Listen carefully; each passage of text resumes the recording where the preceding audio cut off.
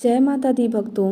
आज नवरात्रि के 7वें दिन हम रसपान करेंगे श्री दुर्गा सप्तशती के द्वादश और त्रयोदश अध्याय का। तो आइए शुरू करते हैं। द्वादश अध्याय, देवी के चरित्रों के पाठ का महात्म्य। देवी बोली, हे देवताओं, जो पुरुष इन स्रोतों द्वारा एकाग्रचित होकर मेरी स्तुति करेगा उसके संपूर्ण कष्टों को निसंदेह हर लूँगी। मधुकैटभ के नाश, महिषासुर के वध और शुंभ तथा निशुंभ के वध की जो मनुष्य कथा कहेंगे, मेरे महात्म्य को अष्टमी, चतुर्दशी और नवमी के दिन एकाग्रचित से भक्तिपूर्वक सुनेंगे, उनको कभी कोई पाप न रहेगा। पाप से उत्पन्न हुई विपत्ति भी उनको न सताएगी। उनके घर में दरिद्रता न होगी और न उनको प्रियजनों का विछोह ही होगा। उनको किसी प्रकार का भय न होगा। इसलिए प्रत्येक मनुष्य को भक्तिपूर्वक मेरे इस कल्याणकारक महात्म्य को सदा पढ़ना और सुनना चाहिए। मेरा यह महात्म्य महामारी से उत्पन्न हुए संपूर्ण उपद्रवों को एवं 3 प्रकार के उत्पातों को शांत कर देता है। जिस घर व मंदिर में या जिस स्थान पर मेरा यह स्तोत्र विधिपूर्वक पढ़ा जाता है, उस स्थान का मैं कभी भी त्याग नहीं करती और वहाँ सदा ही मेरा निवास रहता है।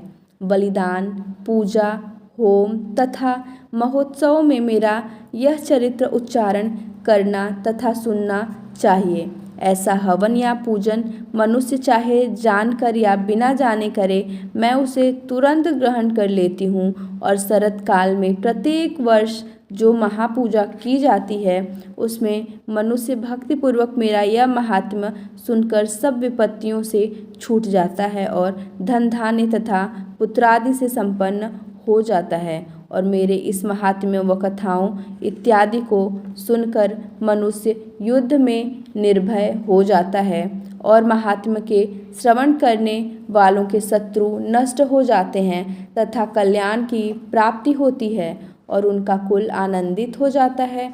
सब कष्ट शांत हो जाते हैं तथा भयंकर स्वप्न दिखाई देना तथा घरेलू दुख इत्यादि सब मिट जाते हैं। बाल ग्रहों से ग्रसित बालकों के लिए यह मेरा महात्म्य परम शांति का देने वाला है। मनुष्यों में फूट पड़ने पर यह भलीभांति मित्रता करवाने वाला है। मेरा यह महात्म्य मनुष्यों को मेरी जैसी सामर्थ्य की प्राप्ति करवाने वाला है। पशु, पुष्प, अर्घ्य, धूप, गंध, दीपक इत्यादि सामग्रियों द्वारा पूजन करने से, ब्राह्मण को भोजन करा के, हवन करके, प्रतिदिन अभिषेक करके, नाना प्रकार के भोगों को अर्पण करके और प्रत्येक वर्ष दान इत्यादि करके जो मेरी आराधना की जाती है और उससे मैं जैसी प्रसन्न हो जाती हूँ, वैसी ही प्रसन्न मैं इस चरित्र के सुनने से हो जाती हूँ। यह महात्म्य श्रवण करने पर पापों को हर लेता है तथा आरोग्य प्रदान करता है। मेरे प्रादुर्भाव का कीर्तन दुष्ट प्राणियों से रक्षा करने वाला है, युद्ध में दुष्ट दैत्यों का संहार करने वाला है। इसके सुनने से मनुष्य को शत्रुओं का भय नहीं रहता। हे देवताओं, तुमने जो स्तुति की है अथवा ब्रह्मा जी ने जो मेरी स्तुति की है, वह मनुष्यों को कल्याणमयी बुद्धि प्रदान करने वाली है।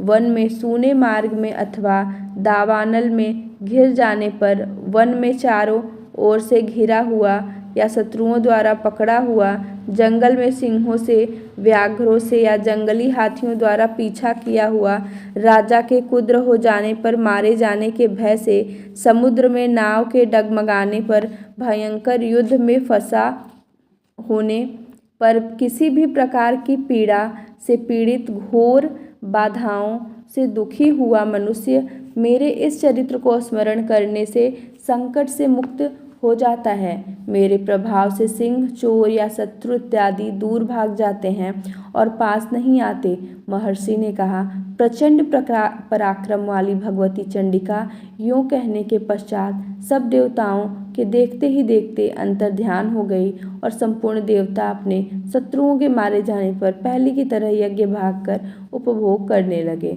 और उनको अपने अधिकार फिर से प्राप्त हो गए तथा युद्ध में देवताओं के शत्रुओं शुंभ व निशुंभ के देवी के हाथों मारे जाने पर बाकी बचे हुए राक्षस पाताल को चले गए।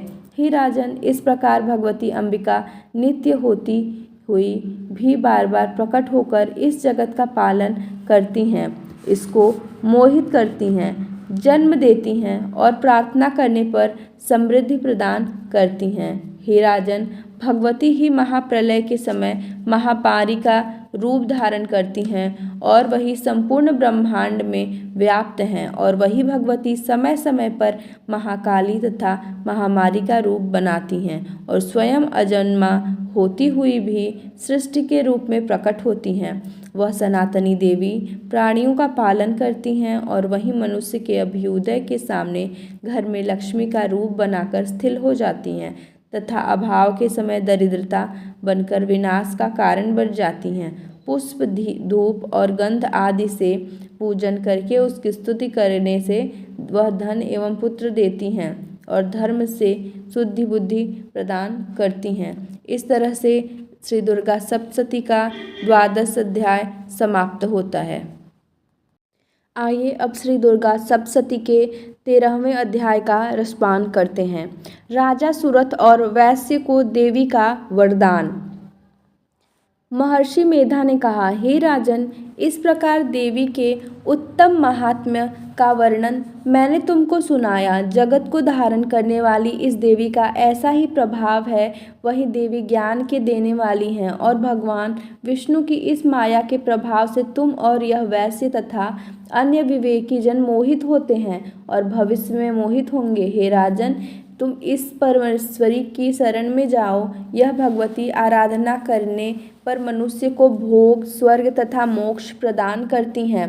मार्कंडेय जी ने कहा, महर्षि मेधा की यह बात सुनकर राजा सुरथ ने उन उग्र व्रत वाले ऋषि को प्रणाम किया और राज्य के छिन जाने के कारण उसके मन में अत्यंत ग्लानि हुई और वह राजा तथा वैश्य तपस्या के लिए वन को चले गए और नदी के तट पर आसन लगाकर भगवती के दर्शन के लिए तपस्या करने लगे। दोनों ने नदी के तट पर देवी की मूर्ति बनाई और पुष्प, धूप, दीप तथा हवन द्वारा उसका पूजन करने लगे। पहले उन्होंने आहार को कम कर दिया, फिर बिल्कुल निराहार रहकर भगवती में मन लगाकर एकाग्रता पूर्वक उसकी आराधना करने लगे।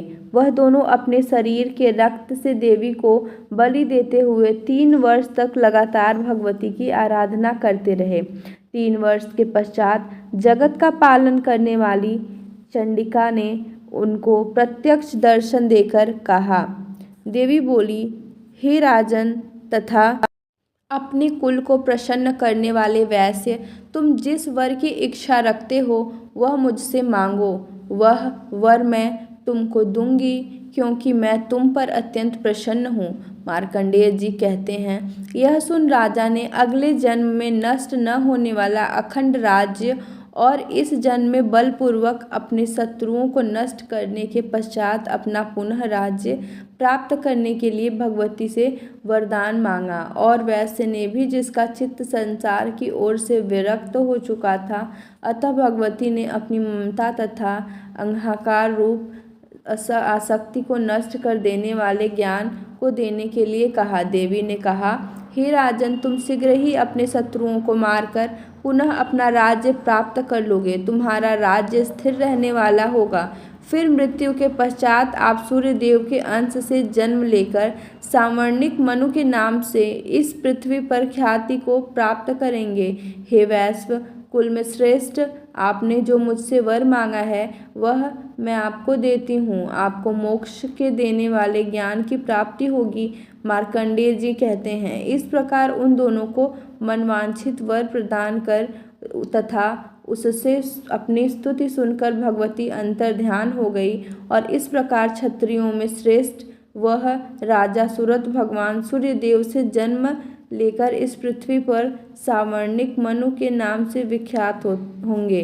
इस तरह से श्री दुर्गा सप्तशती का 13वां अध्याय समाप्त होता है। जय माता दी।